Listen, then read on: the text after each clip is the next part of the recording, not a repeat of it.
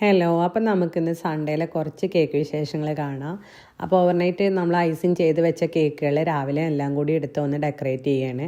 നമുക്കന്ന് ഏകദേശം ഒരു 10-15 കിലോത്തോളം ഓർഡേഴ്സ് ഉണ്ടായിരുന്നു. അപ്പോൾ നമുക്ക് എല്ലാം ഒന്ന് ഡെക്കറേറ്റ് ചെയ്യേണ്ട സമയമായിട്ടുണ്ട്. ആദ്യം നമ്മളൊരു ഫുട്ബോൾ കേക്കിൽ 3 വയസ്സായ മോൻ്റെ ബർത്ത്ഡേക്ക് വേണ്ടിയിട്ടൊരു ചെറിയ തീമാണ് ചെയ്യുന്നത്. സെക്കൻഡ് വൺ ഒരു ആനിവേഴ്സറി കേക്കായിരുന്നു.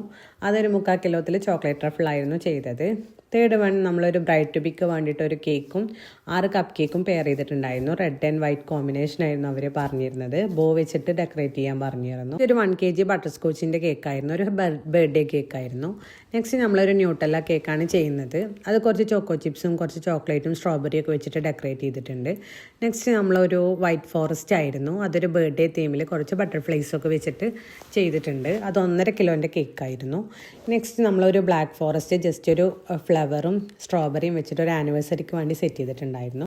നെക്സ്റ്റ് നമ്മളൊരു ടോൾ കേക്ക് ബേബി ഗേളിന് വേണ്ടിയിട്ട് ഒരു ബോ വെച്ചിട്ട് നന്നായിട്ടൊന്ന് ഡെക്കറേറ്റ് ചെയ്തിട്ട് എടുത്തിട്ടുണ്ടായിരുന്നു. നെക്സ്റ്റ് നമ്മളൊരു ഗ്യാതറിങ്ങിന് വേണ്ടിയിട്ട് ഓർമ്മകൾ കീപ്പർ എന്നൊരു പോസ്റ്ററൊക്കെ വെച്ചിട്ട് ഒരു 2 kg ബ്ലാക്ക് ഫോറസ്റ്റ് റെഡിയാക്കിയിട്ടുണ്ടായിരുന്നു.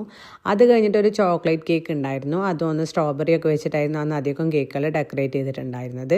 ഇതെല്ലാം കൂടി നമ്മളൊക്കെ ഒരുമിച്ചിരുന്ന് ഫോട്ടോഷൂട്ടും കാര്യങ്ങളൊക്കെ നടത്തി ഫ്രിഡ്ജിൽ തന്നെ കയറ്റിയിട്ടുണ്ട്. അതിൻ്റെ കൂടെ തന്നെ നമുക്കൊരു ആനിവേഴ്സറി ഹാമ്പറും കിട്ടിയിട്ടുണ്ടായിരുന്നു. അത് ആ കേക്കിൻ്റെ കൂടെ പെയർ ചെയ്ത് വെച്ചിട്ടുണ്ടായിരുന്നു.